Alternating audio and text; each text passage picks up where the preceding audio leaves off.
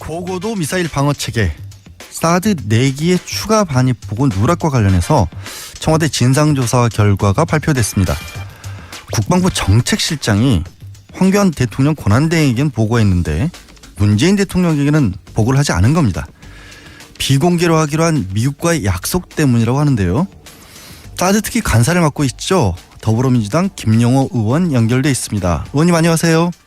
예, 안녕하세요. 예, 제가 방금 이제 청취자분들께 말씀드린 것처럼 이게 청와대 조사 결과가 결국에는 위승호 국방부 정책실장이 미군과 비공개하기로 약속을 했다. 그런 이유 때문에 사드 보고를 누락했고, 그런데 추가 반입 내용을 황교안 대통령 권한대행에게는 보고를 했다. 이렇게 확인이 됐지 않습니까?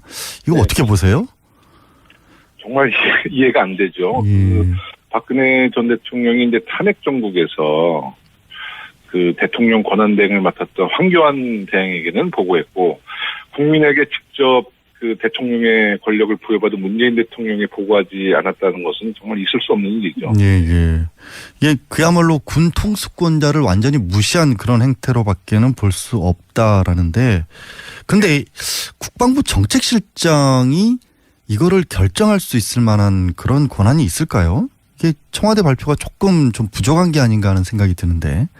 네, 뭐 청와대 발표를 이제 믿을 수밖에 없는 지금 상황이지만, 저는 이 그 보고서 누락 문제는 위승호 국방부 정책실장뿐만 아니라 몇몇 국방부 관계자들이 조직적으로 은폐했다고 저는 볼 수밖에 없어요. 예. 네네. 근데 이제 국방부 관계자들이 또 한민구 국방장관도 있고 또 김관진 전 안보실장도 있고, 그러니까 두 사람 사이에서도 누가 주도권이 있느냐 이런 얘기도 있는데, 일단은 뭐 두 사람 다 관련이 됐다고 보시는 걸까요? 아니면? 물론입니다. 예. 국방부라는 체계가 잘 아시다시피 상명하복의 체제인데, 만약에 김관진 전 안보실장과 한민구 국방부 장관이 그 보고서 내용을 몰랐다는 것도 문제잖아요. 그렇죠. 네, 그것도 몰랐다는 것도 문제고, 알았어도 문제고요.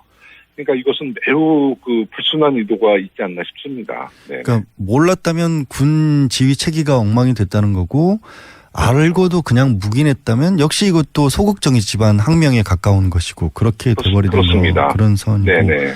그럼 아니, 저는 이제 의아한 게 황교안 권한대행에게 보고가 됐으면 황 대행이라도 이 새 정부에 이거를 알려줬어야 하는가 하는 생각까지도 드는데. 그러니까 모든 그 사드의 도입부터 전개 과정, 배치 그 과정이 모든 과정이 처음부터 끝까지 저는 굉장히 의혹이 많다고 보거든요. 특히 그 많은 불법을 저지르면서 그 대선 2016년도 당시만 해도 2017년도 연말에 배치하겠다는 사드를 그 대선 전국, 조기 대선 전국과 맞춰서 올 4월 달에 그 알박기식으로 배치하지 않았습니까? 예. 그런 과정에 대해서 당당하지도 못하고 떳떳하지도 못했던 것이죠. 그러니까 조직적으로 이것을 은폐해서 좀 축소하려는 그런 그 입장이었던 것 같아요. 예, 알겠습니다. 네. 또 한 가지 더 놀라웠던 게 국방부가 사드 환경 영향평가를 회피하려고 이게 뭐 부지를 이상한 모양으로 쪼개서 제공을 했다. 그런 뉴스도 나왔네요. 그거 보셨습니까? 네, 맞습니다. 네, 그렇습니다. 근데 그 환경영향평가 문제는 사실 어제 오늘 일이 아니고요. 저희가 야당 시절에도 국회에서 환경영향평가 회피하지 말고 그거 당당하게 받아라. 제가 긴급 현안 질문, 국회 긴급 현안 질문에서도 한민구 국방부 장관께 직접 제가 질의했었거든요. 예. 환경영향평가를 받을 것이냐. 예. 받겠다고 또 그랬어요. 그 당시에. 그리고 환경부랑 협의하고 있다고 했는데, 예. 그 다음 날 제가 환경부에 자료 요청을 했더니 국방부와는 환경영향평가에 대한 뭐 협의는 전혀 없었다라는 또 입장을 제가 들었어요. 그러니 얼마나 국회를 정말 기만하고 국민을 지금 다 속인 거죠. 예. 그러니까 그거를 이제 정규 환경 영향 평가가 아니라 간이한 방법으로 받으려고 부지 규모를 축소해 버렸다라는 게 결국 이제 결론이었던 거니까, 그래서 이제 의원님께도 제대로 보고가 안 된 걸로 보이는데. 아니요, 제가 그때 질의 때도 전략 영향 환경 평가라는 얘기를 분명히 했고요. 예. 그 롯데 성주 골프장도 그렇습니다. 원래는 이제 부지를 공유했을 때 현금 보상을 해주게 돼 있거든요. 예. 근데 지금 이 롯데 측의 그 성주 골프장과 토지 맞교환이라는 아주 이례적인 방법을 썼잖아요. 예. 그것도 결국은 그 국회 비준을 받지 않기 위한 하나의 편법이에요. 네, 지금 33방 그 제곱미터 그것도 소규모 환경 영향 평가를 받기 위한 하나의 편법이었거든요. 예, 그것 자체가 이미 편법이었다라는 건데 더 그러니까 모든 과정이 편법이었죠. 예. 어쨌든 그러면 뭐 정부는 다시 규정대로 원래대로 환경 영향 평가 하겠다 이런 방침이지 않습니까? 네, 그러면 그렇습니다. 이렇게 되면은 미국하고 합의된 어떤 최소한 원래 뭐 올해 12월까지 합의를 한다고 하더라도 그것조차도 이게 어그러지게 되는 상황 아닌가요? 그럼 어떻게 돼야 네, 될까요? 조금 이제 절차상의 좀 문제는 있지만 이제 이 문제는 사실 외교적인 문제보다는 우리 대통령께서 국내법 위반에 대한 것에 대한 문제 제기이기 때문에 네. 미국에서도 저는 지금 이런 절차 과정에 대해서는 특별히 문제를 삼을 것 같지는 않아요. 왜냐하면 이제 미국이라는 나라가 민주주의가 굉장히 성숙한 나라이기 때문에 이런 민주적인 절차와 과정을 밟는다는 것은 아마 우리의 입장을 굉장히 존중해 줄 것이라 봅니다. 그런데도 불구하고 미국 측의 일단 표현은 그냥 이해한다 정도로만 나왔거든요. 관련해서. 그러니까 이해한다는 게 외교적으로 봤었을 때는 그냥 알겠다. 뭐 좀 이렇게 딱히 뭐 지지한다 이런 또 표현은 아니다. 그래서 미국도 어쨌든 반갑게 받아들이는 상황은 아니다라는 분석들도 좀 하더라고요. 이거를. 하지만 어저께 그 제임스 시링 미국 그 국방부 미사일 방어국장도 그 아마 우리 정의용 청와대 국가안보실장 만나서 예. 한국의 입장을 충분히 이해하고 신뢰한다라고 얘기했잖아요. 네, 또 신뢰한다는 말도 덧붙이긴 했죠. 네, 예. 저는 그것은 미국에서는 최대한 예의를 갖췄다고 봅니다. 왜냐하면 이제 사드라는 무기 체계가 이제 미국 무기 체계고 또 MD의 편입 과정이라 볼 수 있는데 뭐 아무리 우리의 입장을 존중한다 해도 미국이 뭐 지지한다, 응원한다라고 할 수 있는 입장은 아니죠. 예. 하지만 자국 내 이런 입장도 있으니까. 그렇죠. 하지만 이제 절차적인 우리 과정을 이해하고 신뢰한다는 것은 아마 미국 입장에서는 최대한 예의를 갖추고 그런 입장인 것 같아요. 예. 아주 걱정할 부분은 아닌 것 같습니다. 예. 네.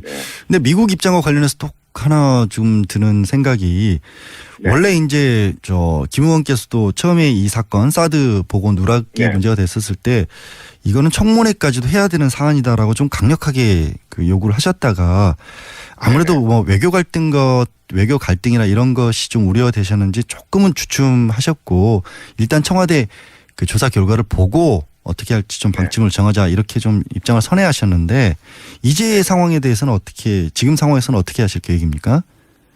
저는 절대 주춤하지 않았습니다. 주춤하지 않았고요. 예. 예. 조금 신중한 거는 신중한 이제 아마 하셨다. 예. 네, 6월에 한미 정상회담이 있으니 예. 그래도 이제 대통령과 우리 문재인 대통령과 트럼프 대통령의 정상회담을 한번 지켜보고 예. 우리가 또 다시 행동을 해야 된다 보지만 지금 이제 저는 사드 전개 과정과 배치 문제에 대해서는 이제부터 시작이라 보거든요. 예. 지난 박근혜 정부에서는 모든 과정을 다 은폐하고 투명하지 않게 이제 진행해 왔기 때문에 지금 청와대에서 어저께 보고서 누락 1차 발표가 있었고 네. 또 제조사가 들어가잖아요. 네네. 네, 제조사가 들어가고 이제 문재인 정부의 국방부 장관, 외교부 장관, 환경부 장관, 기재부 장관이 이제 임명돼서 이분들이 아마 이제 하나하나 이제 지난 박근혜 정부에서 사드를 전개했던 그런 자료에 대해서 많이 좀 저는 공개할 거라고 봅니다. 이제는 네네. 그렇다 보면 이제 그런 과정 속에서 사드가 군사적인 실효성이 있었는지 없었는지 국방부에서 검증을 할 것이고요. 예. 또 환경부에서는 왜 환경 영향 평가를 이행하지 않았는지에 대해서도 아마 좀 검증을 할 것 같고, 예. 기재부에서는 토지를 부여했던 그런 과정의 불법성에 대해서도 바로 잡을 것이라 보고요. 예. 또 외교부에서도 지금 저희가 많은 의혹을 지금 갖고 있는 이면 합의 문제, 사드에 대한 비용 문제 있지 않습니까? 뭐 이런 그렇죠. 문제가 하나하나 진실이 나오고 국민들이 그 과정 속에서 의혹에 대해서 궁금해하신다 그러면 야당에서도 아마 지금 청문회에 대해서 약간 좀 소극적인 반응이지만 국민들의 공감대가 형성되면 예. 야당에서도 뭐 청문회를 받아들일 수밖에 없다. 저는 이렇게 생각하고 있습니다. 예. 네. 이제 각 부처들이 앞으로 조금 바뀌어서 해줘야 될 역할에 대해서 말씀을 해주셨는데 일단 네. 국회에서는 국회 비준까지도 얘기가 나오고 있는데 이 야당에서는 또 이게 애초에 한미 상호 방위 조약에 의해서 이뤄진 거니까 비준 사항이 아니지 않느냐 이런 반론도 나오고 있어요. 이건 비준 사항으로 계속해서 밀어붙이실 생각인가요? 저는 그 야당이 매우 사대주의적인 발상을 하고 있는 것 같아요. 예. 왜냐하면 외교 안보 문제는 우리의 국익을 놓고 판단해야 될 문제인데 예, 예. 다시 언급하지만 그 사드의 군사적 실효성이 그 미국 내에서도 아직 검증이 되지 않은 무기 체계거든요. 네. 실전 배치가 한 번도 되지 않았던 또 무기 체계고 또 주변 국가와의 갈등도 좀 최소화시켜야 되고 예. 또 국민 통합도 위해서라면 국회 비준을 통해서 시간적인 여유를 갖고 여러 가지에 대한 문제점을 하나하나 조정해 나가는 것이 저는 맞다고 보죠. 네, 당연히. 그러니까 사드를 찬반을 저가 좀 문제제기하는 것이 아니라 당연히 사드라는 것은 국가 예산이 들어가고 또 근데 우리나라 국방에 아주 중요한 사항인데 이 문제를 국회에서 논의한다는 것을 저는 반대하는 것에 대해서 이해할 수가 없습니다. 아, 예. 네. 알겠습니다. 그러면은 결국엔 아까 이제 사대주의라는 표현까지 쓰셨는데 그러니까 야당에서 제기하는 것처럼 이게 결국에는 한미동맹 균열을 부르는 거 아니냐 이런 주장에 대해서도 당연히 받아들이지 않으시겠죠? 지금 저는 문재인 정부가 들어와서 한미 동맹 관계는 더 강화될 거라 보거든요. 오히려 예. 네, 강화될 거라 보는데 어떤 측면에서 그렇게 지금 이제 문재인 대통령께서 분명한 것은 민주적인 절차를 밟는 문제, 그러니까 예. 사드의 전개 도입 과정에 대해서 국내법을 위반했는지 또 이것에 대해서 민주적인 절차를 밟는다는 것은 미국에서 미국 대통령이나 미국 국민이 볼 때도 매우 긍정적으로 볼 겁니다. 대한민국도 민주주의가 아주 성숙한 나라구나. 예. 그리고 주권 국가인 대한민국에 대한 위상도 더 올라갈 것이고요. 예. 오히려 박근혜 정부에서 이 사드를 아주 졸속 배치하고 그런 것은 저는 미국 그 당시 오바마 정부에서도 굉장히 한국이라는 나라는 그 어떤 절차와 민주적인 과정이 없는 나라라고 하고 저는 아마 비아냥 가능성이 높다고 봐요. 네. 네. 오히려 한국이라는 네. 나라에 대한 신뢰도 같은 것들이 더 올라갈 수 있는 계기가 될 수 있을 것이다. 그럼요. 예, 그렇게 네네. 보시는 거군요. 그리고 문재인 대통령이 아마 정상회담 때도 많은 옵션을 가지고 네. 외교적인 상상력을 최대한 동원해서 트럼프 대통령과 아마 정상회담을 통해서 저는 그 양국 간의 그 동맹 관계는 더 강화될 수 있다라고 저는 거의 확신합니다. 저도 그렇게 되기를 바라겠습니다. 정말로 그게 훨씬 더 우리 국익을 위해서나 또 한미 관계 네. 많은 사람들이 우려하는 부분들을 불식시킬 수 있는 진정한 의미였던 사드 배치가 될 수 있을 것 같은데요. 네. 오늘 말씀은 여기까지 듣겠습니다. 고맙습니다. 예, 고맙습니다. 예, 지금까지 더불어민주당 김용호 의원이었습니다.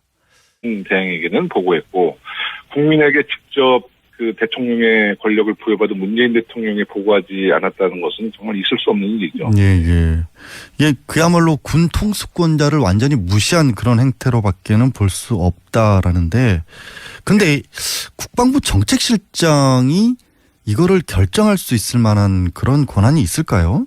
이게 청와대 발표가 조금 좀 부족한 게 아닌가 하는 생각이 드는데.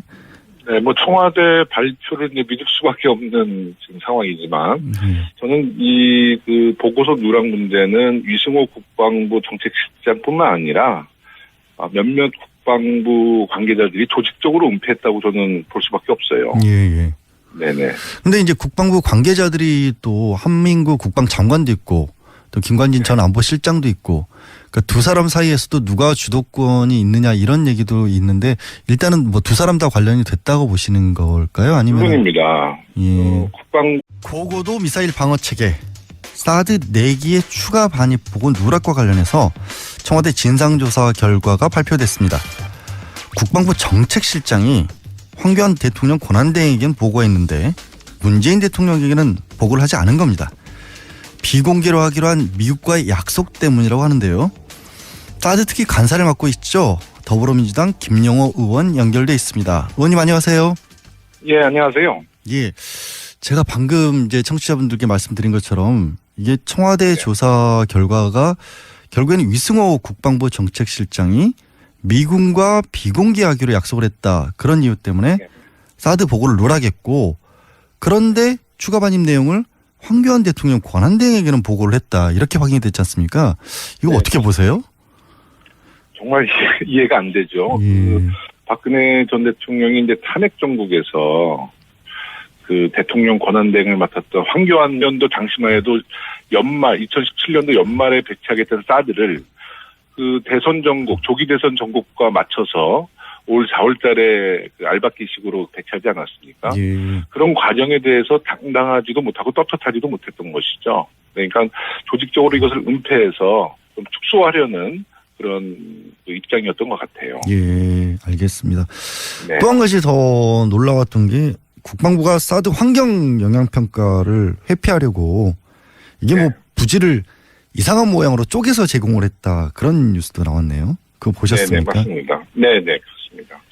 근데 그 환경 영향 평가 문제는 사실 어제 오늘 일이 아니고요. 저희가 야당 시절에도 국회에서 환경 영향 평가 회피하지 말고 그 당당하게 받아라.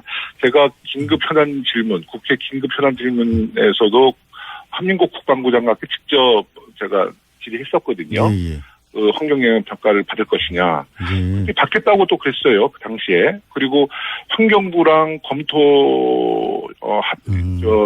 협의하고 있다고 했는데 예. 그 다음 날 제가 환경부에 자료 요청을 했더니 국방부와는 환경 영향 평가에 대한 뭐 협의는 전혀 없었다라는 또 입장을 제가 들었어요. 그러니 아니. 얼마나 국회를 정말 기만하고 국민을 지금 다 속인 거죠. 예. 그러니까 그거를 이제 정규 환경 영향 평가가 아니라 간이한 방법으로 받으려고 부지 규모를 축소해 버렸다라는 게 결국 이제 결론이었던 거니까, 그래서 이제 의원님께도 제대로 보고가 안 된 걸로 보이는데. 아니요, 제가 그때 질의 때도 전략 영향 환경 평가라는 얘기를 분명히 했고요. 예. 그 롯데 성주 골프장도 그렇습니다. 원래는 이제 부지를 공유했을 때 현금 보상을 해주게 돼 있거든요. 예. 근데 지금 이 롯데 측의 그 성주 골프장과 토지 막교환이라는 아주 이례적인 방법을 썼잖아요. 예. 라는 체계가 잘 아시다시피 상명하복의 체제인데, 만약에 김관진 전 안보실장과 한민구 국방부 장관이 그 보고서 내용을 몰랐다는 것도 문제잖아요. 그렇죠. 네, 그것도 몰랐다는 것도 문제고, 알았어도 문제고요. 그러니까 이것은 매우 그 불순한 의도가 있지 않나 싶습니다. 네. 그러니까 몰랐다면 군 지휘 체계가 엉망이 됐다는 거고, 알고도 그냥 묵인했다면 역시 이것도 소극적인 집안 항명에 가까운 것이고, 그렇게 돼버리는 거, 그런 선이고. 네네. 그럼 아니, 저는 이제 의아한 게 황교안 권한대행에게 보고가 됐으면 황대행이라도 이 새 정부에 이거를 알려줬어야 하는가 하는 생각까지도 드는데. 그러니까 모든 그 사드의 도입부터 전개 과정, 배치 그 과정이 모든 과정이 처음부터 끝까지 저는 굉장히 의혹이 많다고 보거든요. 특히 그 많은 불법을 저지르면서 그 대선 2016년